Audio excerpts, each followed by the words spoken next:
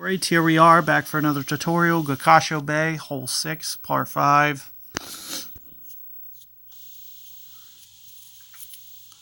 This is the original Gokasho hole before they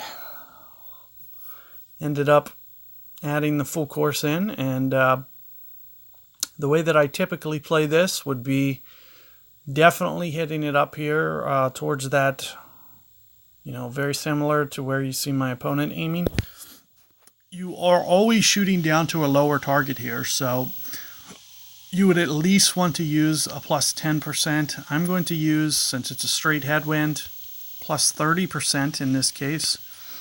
But on tailwinds, do make sure that you're using probably at least plus 20%. It's going to really help the way that you figure out going about what you're going to need. So, it's going to land at least 8 rings down. So, for instance, if I'm going max here, I need to be looking back here as kind of a land zone.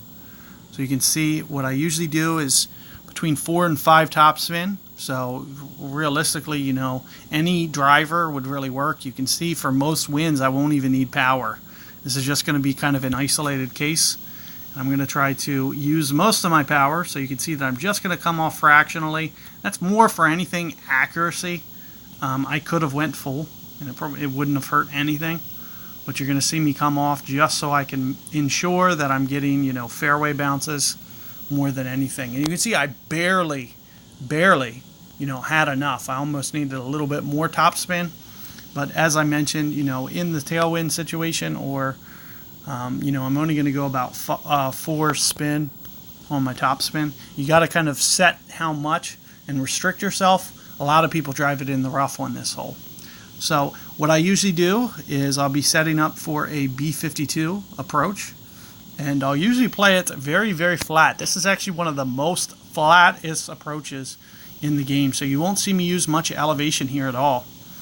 And I'll just kind of use, I'll kind of span the range and try to do a rough bump here.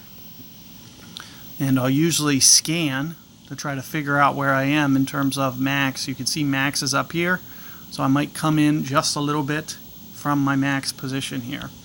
But here you can see max will play for 9.0, 10.7. And, you might just want to give it just a little bit of top spin. How did I end up getting backspin? That was a little glitchy. So what you'll see me do, I'm actually getting a little tight for time. I'm not going to be able to use max here. So you're only going to see me go full 10 rings. Getting very tight on time, so that's why you see me rushing a little bit. So right around 0.9 in this situation per ring. And just a little bit of an underplay. I was getting a little bit tight on time. Probably should have offset my guide just slightly to account for that side wind. But and I probably didn't go the full 10.1 to begin with, but you can see, let me see, it was definitely somewhere up here at 10.2 slider position.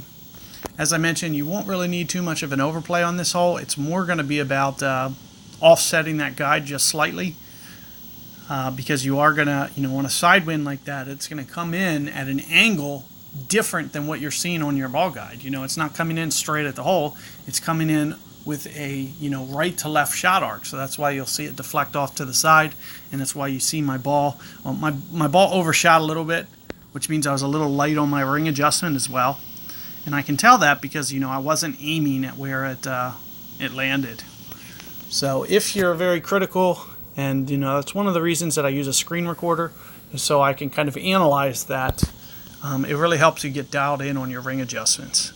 But I'm going to split these up. I'll catch you guys on the shootout momentarily.